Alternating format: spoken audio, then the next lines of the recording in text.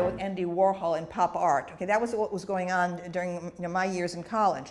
Everything about Andy Warhol was like, wow, admiration, wow. What happened immediately after that in the arts, 1970s, okay, was this collapse into a snide sort of postmodernism also. This happened in the art world, right?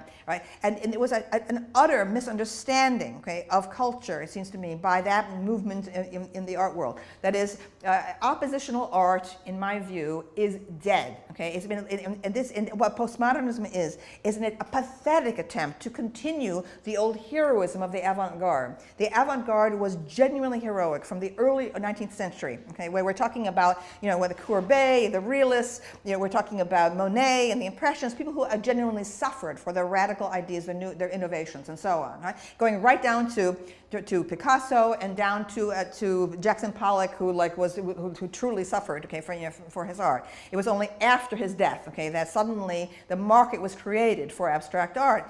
Pop art killed the avant-garde. The idea that the avant-garde continues is an absolute delusion of the contemporary art world, okay, which feels that it must attack, challenge, okay, the simplistic beliefs of the hoi polloi, okay, it's somehow the art. Okay, from the moment, okay, Andy Warhol went through and embraced the popular media, instead of having the opposition to it, the serious artists had had, okay? That was the end of oppositional art, okay? So we have been going on now for 50 years. The postmodernism in academia is hand in hand with the stupidity and infantilism that masquerades as important art at galleries everywhere. This incredible, it's mechanism of contemporary art, pushing things that are so hopelessly derivative, and with this idea that, once again, that the art world somehow has a superior view of reality. The authentic leftism is populist, okay? It is based in working class style, working class language, working class direct emotion, an openness and brusqueness of speech, okay? Not this fancy contorted jargon of the pseudo-leftists of academe, who are frauds. These people who managed to rise to the top at Berkeley, at Harvard, at Princeton, okay? The idea that these people are radical, they are career people, they're corporate types, okay, who succeeded in, and they love the institutional context. They know how to manipulate the bureaucracy, which has totally invaded and usurped, okay, the academe everywhere, okay. These people are company players. They could have done well in any field, okay.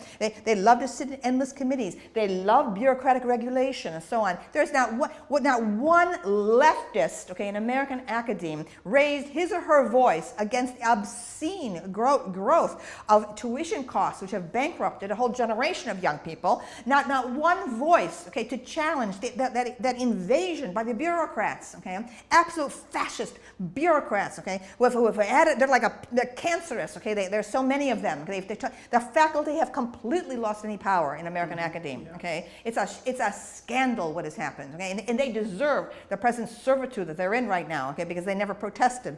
Okay? Yes. My first job at Bennington College, 1976, I was there when there was an uprising by the faculty against encroachment by the Board of Trustees and the president, okay? And it was a huge thing. It was reported on the New York Times and so on, and we pushed that president out, okay? And there's not been a single uprising of that kind against encroachment by the trustees and by the administrations. And all these decades, okay, passive, slaves, they deserve their slavery.